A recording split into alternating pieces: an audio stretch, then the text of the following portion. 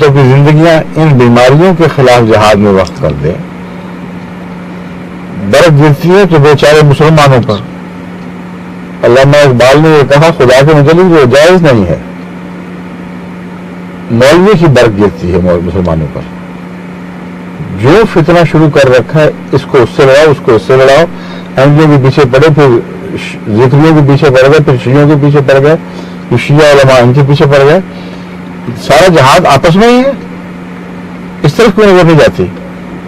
اور افغانستان میں بھی آپس میں لڑ رہے تھے. روس کا تو ایک بہانہ تھا, اب روس جا چکا ہے, اب کیوں لڑ رہے ہیں؟ اب کس کے خلاف جہاد ہو رہا ہے؟ ایران اور عراق کی لڑائی ہو رہی تھی, کدھر کا جہاد تھا, کہاں کا جہاد تھا؟ وہ کون کس کے خلاف لڑ رہا تھا؟ جو بیرونی طاقتیں ہیں ان کی طرف, جو اسلام کی دشمن طاقتیں ہیں ان کی طرف کوئی توجہ نہیں. بیٹھنے کو نہیں جاتے مولوی. پوری چاہے مظلوم ہو کہ دن رات مار کھا رہا ہے محدود تعداد کا مسلمان, شور کو نہیں جاتے, دباؤ کو نہیں ڈالتے اپنی حکومت پر کہ اٹھیں اور دخل دیں. کوئی پرواہ نہیں, جو مرضی کی وجہ سے. اس لیے حقیقت حال کو دیکھنا چاہیے. آپ خام خواہ جذبات میں نہ آئیں.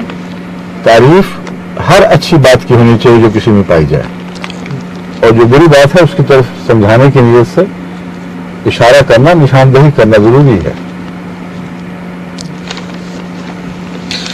یہ جہلم سے ایک غیر جماعت دوست کا سوال ہے. جی, کہتے ہیں کہ پاکستان میں جماعت احمدیہ کا معاملہ عجیب ہے. اچھا, خدا جانے وہ کیا اسباب تھے جن کی بنا پر جماعت احمدیہ کو غیر مسلم قرار دیا گیا.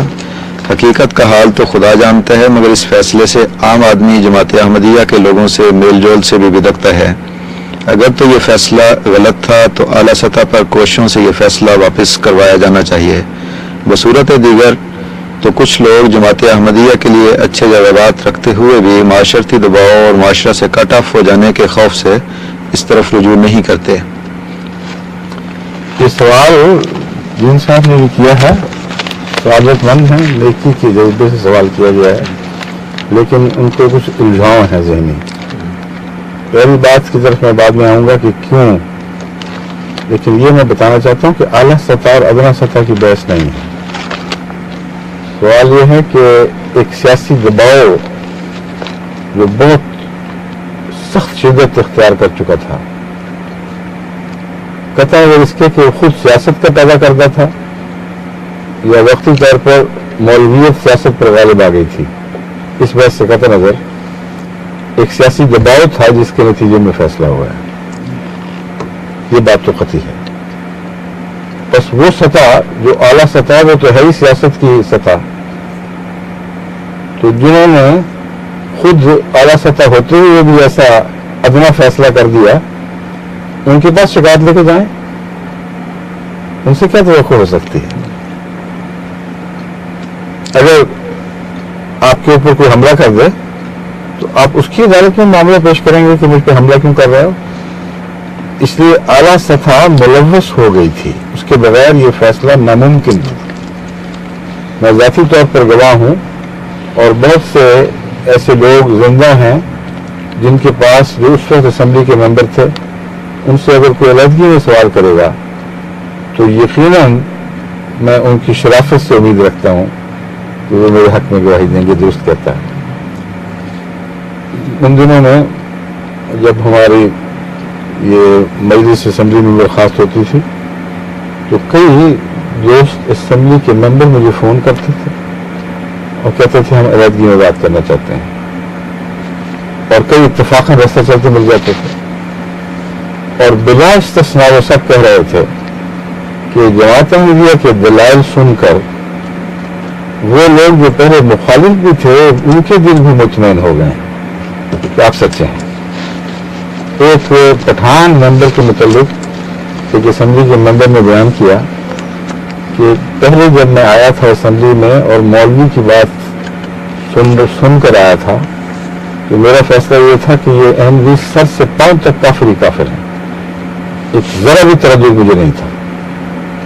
اور جب میں نے مرزا صاحب کی حضرت مسیح سالس کی गुफ्तगू सुनी तो जो जो बात आगे बढ़ी मेरे दिल में ये इत्मीनान जागज़ी होता चला गया, इत्मीनान मेरे दिल में जमा पा गया, पकड़ बैठा उस दिल को कि ये वजूद जो बात कर रहा है ये सर से पांव तक मुसलमान ही मुसलमान है। फिर उन्होंने अगली बात की, मुझे आखिर पर ये तो अब शक है कि मैं मुसलमान हूं कि नहीं और हम मुसलमान हैं कि नहीं, मगर ये मुसलमान है। ये बातें और ऐसी बहुत सी बातें बताया करते थे और आखिर पर कहते थे मगर मिर्जा साहब माफ करना, फैसला वही होगा जो सियासी फैसला है और हम शर्मिंदा हैं आपसे, मगर आपको बता देते हैं कि इन बातों से कोई उम्मीद न दिल में लगा बैठे, क्योंकि और बहुत से ऐसे पीछे पसपर्दा चीजें हैं जिन्हें हम जाहिर नहीं कर सकते मगर आपको मुतनब्बे कर रहे हैं। और इसकी वजह इसलिए पेश आई कि असेंबली में खुलम खुला उन दिनों में मौलवियों की तरफ देखते हुए ये दूसरे मेंबर हंसा करते थे। जब जवाब आता था हज़रत खलीफतुल मसीह सालिस की तरफ से तो वो देखते थे, हंसते थे कि आप बताओ क्या जवाब है। और बाद दफा तो कुर्सियां पीछे हंसते हंसते पीछे और कुर्सियां पीछे ले जाते थे अपने वजन से हट के, उनके साथ ही कुर्सियां उछल जाती थी। लेकिन उसके बावजूद फैसला वही हुआ जो होना था। ये फैसला आला सतह ने किया था। किस सतह के पास आप हमें चाहते हैं कि हम फैसला लेके जाएं। दूसरी एक और बात है जो उस जमाने में मौक़िफ़ में पेश की गई थी, मैं आप दोबारा समझा देता हूं। जमात अहमदिया ने अपने मौक़िफ़ में शुरू ही में एक बहस उठाई थी। जमात अहमदिया ने कहा कि हमारे नज़दीक मजहब के मामले में फैसला बंदे और खुदा के दरमियान तय पाता है और दुनिया की कोई अदालत और कोई असेंबली और कोई दूसरी ताकत या तंजीम इस बात की मजाज ही नहीं है कि किसी के मजहब के मुतालिक उसके इद्दिया के खिलाफ फैसला दे। वो कहे मैं ये हूं, वो कहे तुम वो नहीं हो। ये हक है हर शख्स का कि कहे कि तुम कहो अपने आप को वही, लेकिन मेरे नजदीक मैं समझता हूं कि तुम में वो पूरी लामतें नहीं हैं। ये दुरुस्त है। लेकिन ये किसी निज़ाम, किसी अदालत, किसी असेंबली का हक ही नहीं है कि उसके इद्दिया से सिर्फ इख्तिलाफ ही ना करे बल्कि उसको पाबंद करे कि चूंकि मैं तुम्हें ये समझता हूं इसलिए तुम अपने आप को ये समझो। ये बहस थी। ये नामुमकिन है। उसकी वजह यह है कि अगर कोई शख्स अपने आप को हिंदू समझता है मसलन, और कुछ हिंदू दूसरे कहें हम तुम्हें हिंदू नहीं समझते हो, कि ठीक है ना समझो, अपने घर बैठो। लेकिन अगर वो उसको ये कहें कि जो तुम अपने आप को समझते हो उसके खिलाफ इनकार ऐलान करो, तो ये झूठ की तालीम है। और कौन सा दुनिया का मजहब किसी को झूठ बोलने पर मजबूर कर सकता है।